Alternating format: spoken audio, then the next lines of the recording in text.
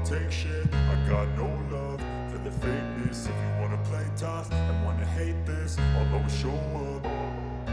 I don't ever slow up, no I don't take shit. I got no love for the fakeness. If you wanna play tough and wanna hate this, I'll always show up and make a statement. I don't ever slow up, no I don't take shit. I got no love for the fakeness. If you wanna play tough and wanna hate this, I'll always show up and make a statement. Everything I do so instinctive and so passionate. Every word I move so descriptive like an adjective. I got a vendetta against people who patented being negative.